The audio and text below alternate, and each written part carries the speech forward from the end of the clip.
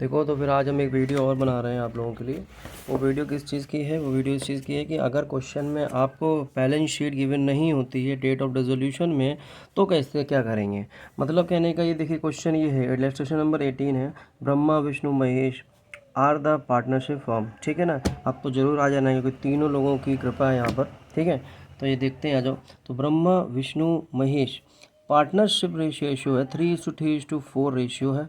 क्या इसमें आपको बैलेंस शीट दिख रही? क्वेश्चन यहाँ से स्टार्ट हुआ, यहाँ से ख़त्म हो गया, तो यहाँ से यहाँ ख़त्म आपको हमेशा ऐसे पेपर मिलेगा। लेकिन इसमें हमारी लायबिलिटी क्या होती है कि मुझे यहाँ पर क्या बनाना पड़ेगा, बैलेंस शीट खुद बनानी पड़ेगी, जिस बैलेंस शीट का नाम क्या होता है, मेमोरेंडम बैलेंस शीट। बात समझ में आ रहा है? मैंने क्या बताया, मेमोरेंडम बैलेंस शीट बनानी होती है। बात समझ में आया? किसी को डाउट इस पॉइंट में नहीं है? जैसे इसमें बोलेगा ब्रह्मा विष्णु महेश है, अब 3:4 they decided to dissolve the firm. ठीक है, at the date of dissolution their creditor. अब देखो यहाँ से इन्होंने बातें बताना शुरू करी हैं बैलेंस शीट की कि बेटा देयर क्रेडिटर्स, उनके क्रेडिटर्स कितने थे, अमाउंट टू 16,000। तो आपने एक बैलेंस शीट बनानी है। बैलेंस शीट बनाने में आप तुरंत लिख लेना है क्रेडिटर हमारे 16,000 का, जो वो बातें बस वहीं उठाओ, कॉपी करनी है और कुछ करना ही ना। In the course of dissolution a contingent liability of 2650, इन्होंने बोल दिया एक कंटिजेंट लायबिलिटी। मैंने कंटिजेंट लायबिलिटी तुम लोगों को बताई हुई है। कंटिजेंट लायबिलिटी क्या होती है, बता सकते हो तुम लोग?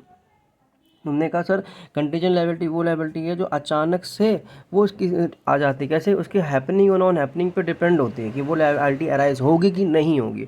तो मैंने तुमसे एक बात बताया था कि जब जो लायबिलिटी, कैसी लायबिलिटी होती है, जो कंटीजेंट लायबिलिटी होती है, उसको कभी बैलेंस शीट के अंदर नहीं शो किया जाता है। कहाँ शो किया जाता है? कंटीजेंट लायबिलिटी हमेशा बैलेंस शीट के आप बाहर शो करते हो, क्योंकि उसकी लायबिलिटी कोई एक्चुअल लायबिलिटी नहीं होती, वो डिपेंड होती है किसी भी सिचुएशन पे। हैपनिंग या नॉन हैपनिंग में डिपेंड होती है कि अगर मान लो, जैसे मान लो कोई कोर्ट केस चल रहा है, अब कोर्ट केस में अगर जीत गए तो मिलेगा पैसा, नहीं जीते तो नहीं मिलेगा पैसा। अगर मिलेगा तो हमारा एसेट का पार्ट है, नहीं मिलेगा तो लायबिलिटी का पार्ट बन जाना है। तो अभी क्लियर नहीं ना, तो कहाँ लिखें भाई, एसेट में लिखें कि लायबिलिटी में लिखें? तो इसमें कहीं नहीं लिखा जाता, वो बैलेंस शीट के नीचे आपको फुट नोट में दे दिया जाता है। ठीक है ना, लेकिन ये नहीं लिखना। फिर लिखा इन्होंने कि देयर कैपिटल स्टूड 12,000 रुपये, 10,000 और 8,000। तुमने क्या किया, कैपिटल अकाउंट लिया 12,000, विष्णु और महेश तीनों का कैपिटल लिख लिया। साथ में आपने बताया कि एसेट से रियलाइज कितना हुआ। अच्छा, रियलाइजेशन का रूल तो तुमको पता ही है, रियलाइजेशन का रूल तो पता ही कि वो तो बेचने वाला काम है, तो बात छोड़ो। एक लाइन ये रह गई, Vishnu had land to the firm. देखो land, land to the firm मतलब विष्णु ने फर्म को लोन दिया, कितने, 14 लाख रुपए का। तो एक बताओ फर्म के पॉइंट ऑफ व्यू से था कि फर्म के लिए लोन है कि एसेट है। तुम कहोगे सर अगर फर्म ने विष्णु से लोन लिया है तो इसका मतलब फर्म का लोन है। तो मैंने क्या किया, बैलेंस शीट के लायबिलिटी साइड में 14,000 रुपये का लोन लिख लिया। अब जब लिखने के बाद, तब जब इतना पूरा ख़त्म करने के बाद एसेट रिलाइज से पहले क्या और कुछ रह गया? नहीं। तो आपका सिचुएशन कैसी है? ऐसी है। मान लो बैलेंस शीट कैसी है, ऐसी बैलेंस शीट सिचुएशन है कि आपको केवल और केवल आप ये लिख पाए हो एसेट साइड में कुछ नहीं है। तो हम एसेट साइड का कैसे निकालते हैं? तो आप क्या करोगे, सबका प्लस कर लोगे, जो वैल्यू आएगी आप इससे क्या करके टोटल में लिख लोगे। मैंने बैलेंसिंग करना सिखाई थी आपको लेक्चर में। टोटल किया, कौन सी वैल्यू ज़्यादा? तुमने कहा 60,000 यहाँ पर है, यहाँ पर जीरो वैल्यू है, तो 60,000 और जीरो, तो कोई वैल्यू जिसकी ज़्यादा होती है वो नीचे लिख लेते हैं। और फिर दिस माइनस दिस किया, कोई बैलेंस आ रहा है, zero balance. This minus this करेंगे तो आ गया भाई 60,000 माइनस जीरो करेंगे तो बस बैलेंस कितना आएगा?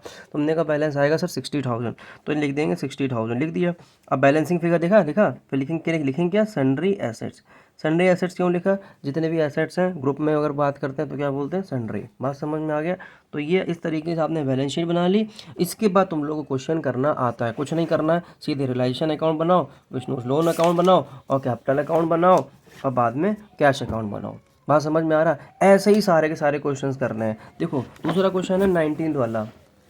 हम 19 देखो क्या है, A B C are partners हैं in the firm sharing profit loss in the ratio 4:3 on the date of design firm. अब ये यहाँ से इन्होंने बताना शुरू बैलेंस शीट की बातें। ऑन दैट ए की कैपिटल कितनी है, 1,25,000, मैंने लिख दिया 1,25,000, बैलेंस शीट बनाई और बना के यहाँ पर लिख दिया। बी की कैपिटल कितनी दी इन्होंने, 45,000, मैंने लिख दिया। सी की कैपिटल दी तो है लेकिन देखो इन्होंने क्रेडिट बैलेंस नहीं, इन्होंने डेबिट बैलेंस दिया, मतलब उल्टा, मतलब आप इधर साइड लिखोगे बाई सी कैपिटल 15,000 रुपये। बात समझ में आ गया? क्लियर है? डी जो डेबिट बैलेंस होता है, जैसे पीएनएल का क्रेडिट बैलेंस होगा तो यहाँ लिखेंगे, डेबिट बैलेंस होता है तो यहाँ लिखते हैं, तो उसी तरह आपने कैपिटल का क्रेडिट बैलेंस है तो यहाँ लिखोगे, डेबिट बैलेंस है तो आप इधर लिखेंगे। बात समझ में आ गया? क्रेडिटर्स आपके कितने हैं, 23,150, मैंने लिख लिया। कैश हमारा 3,920, लिख लिया।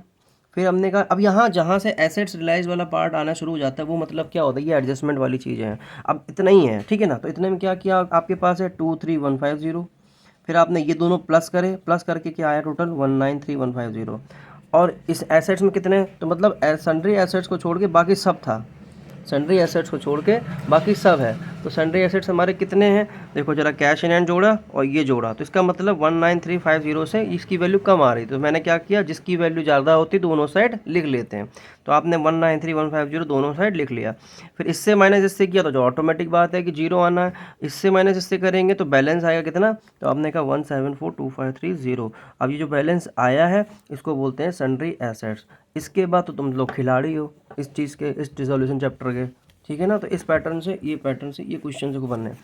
आगे आओ, इसमें देखो इलस्ट्रेशन नंबर 20, इसमें क्या कहते हैं, ए और बी पार्टनर हो share profit loss in the rate 60% 40% respectively decided to dissolve the firm on 31 March 2015।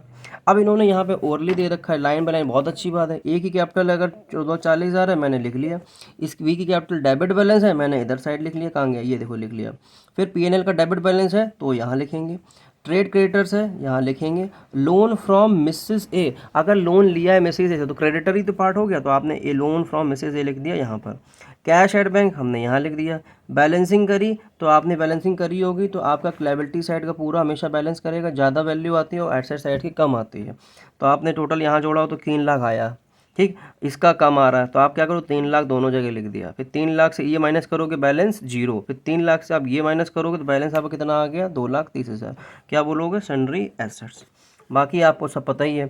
ये बैलेंस शीट फिर रीड करो और फिर यहाँ से जितने भी एसेट रिलाइज की बातें लिखी हैं ये सब करो। बाकी क्वेश्चन देखो सर, मान लो करके दिखाते हैं।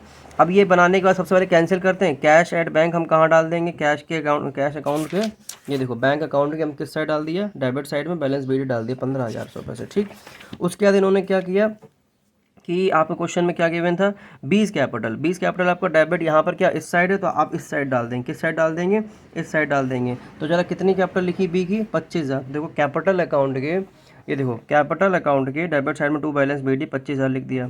और ए की कैपिटल कहाँ जाएगी, तो तुमने कहा देखो ए की कैपिटल हमारी कैसी है, यहाँ लिखा है, कहाँ गया, ये देखो के ये, तो ये है तो इस साइड चली जाएगी, अगर ये है तो इस साइड आएगी। तो ए कैपिटल हमारी कहाँ चली गई, 2,40,000 इधर आ गया, और बी कैपिटल किधर आ गई, इधर आ गई 25,000 आ गई। बात समझ में आ गया।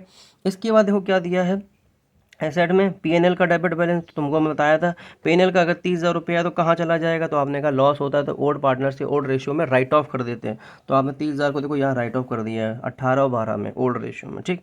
उसके बाद सन्ड्री एसेट्स को कैंसिल कर दिया, 2,30,000 यहाँ पर लिख दिए। अब आपने क्रेडिटर को कैंसिल कर दिया, साथ ही में लोन फ्रॉम मिसेज है ये भी क्या है कैंसिल कर दिया, कैपिटल आप ट्रांसफर कर ही चुके हो। उसके बाद उन्होंने यहाँ पर देखो क्या लिखा है कि assets other than cash and bank, देखो बात देखो उन्होंने खुद लिख दिया कि जितने भी एसेट्स हैं कैश को छोड़ के, क्यों, क्योंकि कैश को बेचा नहीं जा सकता। रिलायंस कितने पैसे रिलायंस हुए 1,90,000, तो यहाँ पर लिख दिया बाय बैंक एसेट रिलायंस 1,90,000। यही पोच वाला काम करते हैं कि नहीं, इधर वाले एसेट्स यहाँ पैसे मिलते हैं। All creditors paid offer less 5% discount, जितने भी क्रेडिटर्स इनको कितना पेमेंट उन्होंने किया, तो देखो आप बताओ क्रेडिटर्स हमारे कितने थे 40,000 के, तो पेमेंट आप कितना कर रहे हो, देखो यहाँ से दोनों में 5% लग रहा है। ट्रेड क्रेडिटर में भी आपने 40% में से आपने 5% लेस किया, कितना हुआ 38,000। लोन फॉर मैसेजेस में भी 20,000 में से आपने 5% लेस कर दिया, कितना है 19,000। और उसके बाद तो काम ही खत्म। लास्ट में क्या लिखा है, रिलाइजेशन एक्सपेंस 4,000, तो आपने टू बैंक करके 4,000 का पेमेंट कर दिया। उसके बाद आपने बैलेंसिंग करी, बैलेंसिंग में आपका है लॉस आपने डिस्ट्रीब्यूट कर दिया इस साइड। और उसके बाद मैंने आपको बैलेंसिंग सिखाई थी कैपिटल की कि दोनों में आप बैलेंसिंग करो, जो बैलेंस जिस साइड आ जाए उस साइड लिख दो, और बाकी जिस साइड बैलेंस आ रहा लिख दो टू बैंक, इधर साइड है टू बैंक, अगर इधर आए तो बाय बैंक। यहाँ से पॉइंट खत्म हो गया। और बैंक अकाउंट तुम लोग बनाना आता ही है, पैसा आ रहा है तो इधर डाल दो, जा रहा है तो इधर डाल दो, बाद में दोनों बैलेंस ऑटोमेटिकली मैच कर जाते हैं। तो इस तरीके से आप लोगों को क्या बनाने को मिलता है कि क्वेश्चंस में कैसे आप थ्योरी से आप मेमोरेंडम बैलेंस शीट बनाते हैं। बात समझ में आ गया। अब आ जाओ इधर आ जाओ, ए बी क्वेश्चन देख लेते हैं। ए बी पार्टनर्स हैं, they decide to dissolve the partnership amount 31 March, they on the date capital कितनी दी है, ए की कैपिटल 1,00,000, 5 की 50,000 ये लिख ली। फिर amount owing by A to firm, अगर फर्म ने को लोन दिया है, किसने दिया है, फर्म ने लोन दिया है, किसको दिया है, ए को दिया। देखो amount owing by A to the firm was 42,000, मतलब क्या है कि ए ने लोन लिया है कि दिया है, बताओ जरा। ए ने लोन लिया है, किससे लिया है, फर्म से लिया है, तो कितना लिया है 42,000। तो फर्म के लिए क्या हो गया, एसेट हो गया कि ए लोन दिया होगा तो भाई उसे लेना है। फिर amount owed by the firm to the भी 15,000, तो फर्म ने लोन लिया है, ये भी लिख दिया। क्रेडिटर्स हमारे कितने के 25,000, मैंने वो भी लिख दिया। कैश कितना 5,000, मैंने वो भी लिख दिया। बैलेंसिंग जैसे सिखाते हैं वैसे करके हमारे एसेट्स कितने आ गए 143, बाकी तो करना आता ही है। ये वीडियो इसीलिए बना रहे तुम लोगों को ये थ्योरी से बनाना सीख जाओ, ठीक है। तो अब तुम्हारा यहाँ से सबका लोगों का क्या है, ये सब होमवर्क है। ये कहाँ तक होमवर्क है बता दे रहा हूँ, 22 आप लोगों का होमवर्क है। आप लोग वीडियो रोक के सॉल्यूशन कर सकते हो, ठीक है ना। 23 आपका होमवर्क है, आप लोगों का 24 होमवर्क है, आप लोगों का 25 होमवर्क है, आप लोगों का 26 भी होमवर्क है, ठीक है। 27 हम आपका खुद करवाएंगे क्लास में, 28 भी हम खुद करवाएंगे, 29, और या फिर हम इनमें से एक दो क्वेश्चनों की वीडियोस बना बना के दे देंगे, ठीक है। कोई डाउट किसी को नहीं है। और सुनो ध्यान तुम लोग, ये जो 34 से लेके 34, 36, 34, 35 भी, 36, 37, 38, मतलब इनफैक्ट तुम सीधे यहाँ से चले जाओ लास्ट तक 44 क्वेश्चन तक, 34 से लेके 44, ये 10 क्वेश्चन आपके रियलाइजेशन एक्सपेंस रिलेटेड जो डायरेक्ट एंट्रीज हैं उनसे रिलेटेड हैं। आप लोगों को मैं करवा चुका हूँ कि डायरेक्ट एंट्रीज कैसे करते हैं रियलाइजेशन के, तो मैंने आपको तरीके बताए थे, FPO नाम से बताए थे। तो वो FPO पैटर्न पे आप ये सॉल्व करेंगे और सॉल्व करने के बाद आप लोग इसका सॉल्यूशन करोगे। बात समझ में आ गया।